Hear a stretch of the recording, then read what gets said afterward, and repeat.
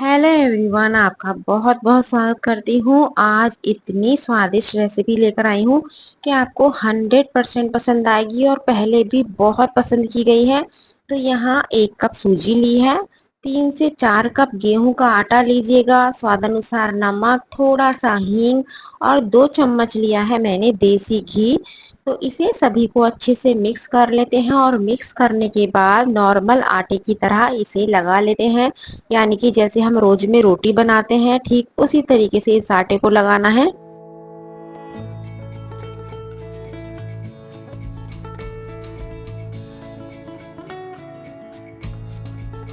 तो आप देख सकते हैं बढ़िया से यहाँ आटा बिल्कुल लग चुका है, तो इसे रेस्ट पे छोड़ेंगे। और यहाँ 1 कप ली है मैंने चना दाल। इस चने दाल को मैंने 2 से 3 घंटे पहले भिगो दिया था। इसे साफ पानी से धोने के बाद कुकर में ट्रांसफर कर लेते हैं और स्वाद अनुसार नमक और आधा कप लेना है पानी। पानी का बहुत ज्यादा यूज नहीं करना है। 1 कप यदि चना दाल है तो बस आधा कप पानी काफी रहेगा। और इसमें हमें केवल 1 सीटी लगानी है, इससे ज्यादा नहीं लगानी है। और जब सीटी निकल जाए तो इसे किसी परात में ट्रांसफर कर लेते हैं। आप ये देख लीजिएगा, यदि पानी है तो छलनी में छान लीजिएगा। तो यहाँ दाल बढ़िया से पक चुकी है, आप देख सकते हैं। तो इसे पहले छलनी में छान के और किसी परात में हम ट्रांसफर कर लेते हैं ताकि दाल हमारी थोड़ी ठंडी हो जाए। तो आप देख सकते हैं छलनी में मैंने सारा पानी अलग किया है, थोड़ा सा ही पानी निकला था। तो आप 1 कटोरी दाल में आधी कटोरी से भी कम ले सकते हैं। और इसे साइड में रखेंगे। और यहाँ लिया है मैंने बिल्कुल ताजा दही। और ताजे दही को आप फेंट लीजिएगा या मथनी से मथ लीजिएगा। और इसको जितना आपको पतला या गाढ़ा चाहिए उसके अकॉर्डिंग इसमें पानी डालिएगा। और यहाँ लिया है बारीक कटी हुई हरी मिर्चे, बारीक कटा हुआ हरा धनिया, काला नमक, गरम मसाला, थोड़ी सी लाल मिर्च पाउडर। यदि लाल मिर्च पाउडर पसंद नहीं है तो यहाँ काली मिर्च का पाउडर भी आप ले सकते हैं। और इसे अच्छे से मिक्स कर लेते हैं। यहाँ मैं बेसन की बूंदी ऐड करूंगी। आप इसे लौकी का भी बना सकते हैं, बेसन का भी बना सकते हैं और यहाँ इसे आलू से भी बना सकते हैं। तो यहाँ मैंने आलू उबाल लिए थे, लेकिन मैंने सोचा आलू से ज्यादा अच्छा ये बूंदी का लगेगा, तो इसलिए मैंने यहाँ बूंदी ली है। तो इसको अच्छे से मिक्स करेंगे और जब तक बूंदी फूलती है इसे साइड में कर देते हैं। बहुत ही गजब का ये आपका बूंदी का रायता बन चुका है। यहाँ दाल भी बढ़िया से ठंडी हो चुकी है। अब हमें करना क्या है, कोई भी आप मैशर ले लीजिएगा या जो मथनी होती है वो भी ले सकते हैं, या कोई कटोरी गिलास कुछ भी, किसी भी चीज से इस तरीके से इसे मैश कर लीजिएगा ताकि चने का जो दाना है चना दाल का वो अच्छे से मैश हो जाए। हाथों से करना चाहोगे हाथों से भी इसे हो जाएगा, क्योंकि दाल काफी सॉफ्ट हो जाती है 1 सीटी में ही। तो एक उबला हुआ आलू लेना है, आलू को कद्दूकस कर लेते हैं, हाथ से नहीं फोड़ना है इस आलू को, कद्दूकस ही कीजिएगा। और केवल 1 आलू लेना है, 1 कटोरी दाल में केवल 1 आलू लेना है। ये एक्स्ट्रा मैंने इसलिए उबाले थे कि मैं आलू का रायता बनाऊंगी, लेकिन फिर सोचा आलू के रायते की जगह बूंदी का रायता बना लेती हूँ, तो इसलिए मैंने इसे कैंसिल कर दिया। तो ये और किसी चीज में काम आ जाएंगे। तो यहाँ ली है बारीक कटी हुई हरी मिर्चें, बारीक कटा हुआ हरा धनिया, धनिया पाउडर, गरम मसाला, लाल मिर्च पाउडर, जितना तीखा आप पसंद करते हैं उसके अनुसार आप इसमें मिर्च मसाले डालिएगा। नमक बहुत ध्यान से डालना है, क्योंकि हमने जब दाल उबाली थी तो नमक डाला था, तो इसलिए नमक को बहुत ध्यान से हमें कम डालना है। क्योंकि आटे में भी डाला हुआ है, जब दाल उबली थी तब भी डाला था और इस टाइम चने की दाल में भी डालेंगे, क्योंकि उसमें थोड़ा हमने पानी छान दिया था। तो नमक का बहुत अच्छे से ध्यान रखिएगा। तो इसे इस तरीके से मिक्स कर लेते हैं और मिक्स करने के बाद इसके पेड़े बना लेते हैं, यानी कि लोइयां बना लेते हैं। आलू का डालना इसलिए जरूरी है, यदि प्योर चने की दाल से आप बनाओगे तो बिल्कुल खिले खिले उतने बढ़िया से नहीं बनेंगे। तो इसलिए चाहे छोटे आलू का आप यूज कीजिएगा, आलू जरूर डालिएगा। तो यहाँ रख लेते हैं तवा। और जितनी देर में तवा गर्म होता है आपको करना क्या है, एक प्यारा सा कमेंट्स करना है कि आप कहाँ से मेरा वीडियो देख रहे हैं। आप सोच रहे होंगे कि मैं नॉर्मल पराठे बना रही हूँ, पराठा तो मैं बनाऊंगी लेकिन गाय के लिए बनाऊंगी, बाकी सबके लिए बहुत ही एकदम अलग हटके लेकर आई हूँ रेसिपी, और बहुत एकदम खस्ता और कुरकुरे ये बनने वाले हैं। तो फिलहाल आज हम गाय का पराठा बना लेते हैं पहले। और इतनी देर में आप लाइक शेयर कर लीजिएगा और चैनल पे पहली बार आए हैं तो सब्सक्राइब करना बिल्कुल मत भूलिएगा।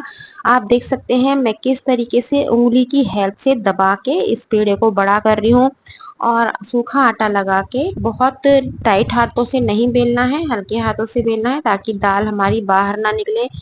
तो दूसरा पेड़ा भी रख लेते हैं यानी कि दाल का जो हमने लोई बनाई है और इस तरीके से इसे कवर कर लेते हैं। आटा कम लीजिएगा और दाल ज़्यादा लीजिएगा। तो इसे आप मूंग की दाल से भी बना सकते हैं, चना दाल से भी बना सकते हैं, किसी भी दाल से आप बना के तैयार कर सकते हैं। और उंगलियों की हेल्प से इस तरीके से फैलाइएगा।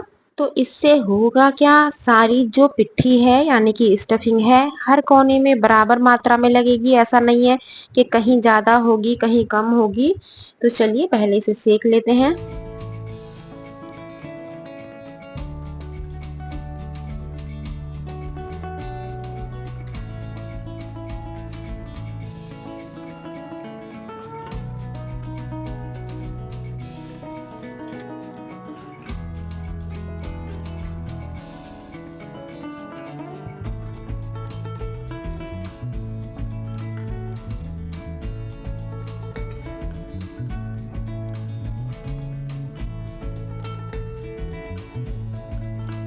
तो यहाँ पहला पराठा मेरा गाय का बन चुका है, इसे रखेंगे साइड में।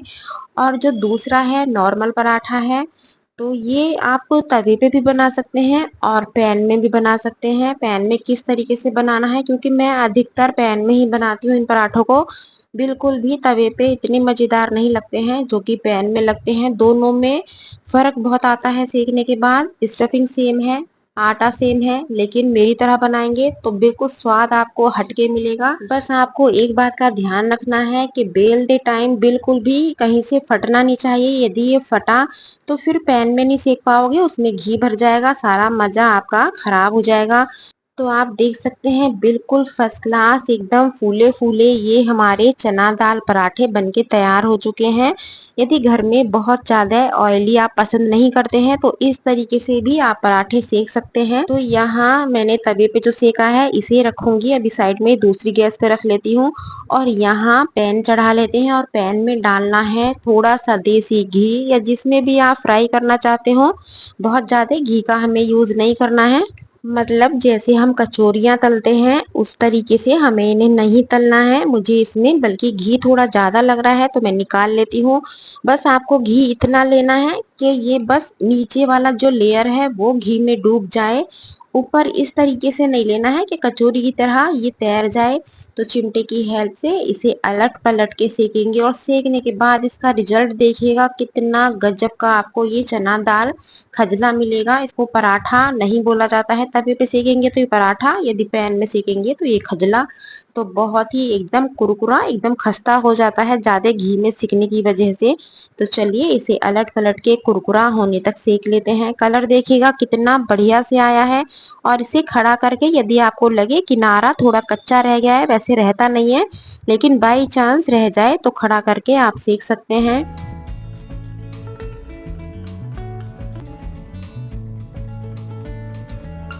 आपको बस किस बात का ध्यान रखना है कि बेलते टाइम ये बिल्कुल भी फटना नहीं चाहिए, क्योंकि यदि फट गया तो इतने घी में जब आप फ्राई करेंगे तो सारा घी उसमें अंदर घुस जाएगा और मजेदारी सारी खराब हो जाएगी, ना कुरकुरा होगा और ना ही स्वाद आएगा। तो इसलिए इस चीज का बहुत ध्यान रखना है कि कहीं से दाल बाहर ना निकले बेलते टाइम। तो ये देखिएगा मैं किस तरीके से सेक रही हूँ, बहुत ही एकदम बढ़िया फर्स्ट क्लास बनके तैयार होता है। अभी मैं आपको तोड़ के दिखाऊंगी, तब आपको आइडिया होगा कि कितने गजब के ये पराठे बने हैं। बिल्कुल लटके लटके नहीं है जैसे आलू के पराठे होते हैं। इसकी ऊपर की लेयर इसलिए करारी हो जाती है क्योंकि आटे में हमने सूजी मिलाई है। तो अब कर लेते हैं प्लेटिंग। तो यहाँ बूंदी भी फूल चुकी है, फर्स्ट क्लास हमारा बूंदी का रायता और ये हमारे चना दाल के खजले बहुत ही गजब के हैं। ये देखिएगा मैं अभी इसको हटा के दिखाऊंगी तो आपका नहीं मन करेगा तो भी मन करेगा बनाने का, बहुत ही स्वादिष्ट है। तो आज ही दाल को जल्दी से भिगो के इसे बनाइए और सबको खिलाइए। सबको ना पसंद आए तब कहिएगा, बहुत ही गजब की रेसिपी है। और इसे आप चाय के साथ भी सर्व कर सकते हैं ब्रेकफास्ट में, या दही, मैंने यहाँ आलू का रायता आप बना सकते हैं, जैसे मर्जी वैसे इसे सर्व कर सकते हैं। तो रेसिपी पसंद आई है तो लाइक शेयर करना बिल्कुल मत भूलिएगा, और चैनल पे पहली बार आए हैं तो सब्सक्राइब भी कर लीजिएगा। कल फिर मिलती हूँ एक नई रेसिपी के साथ। Thank you.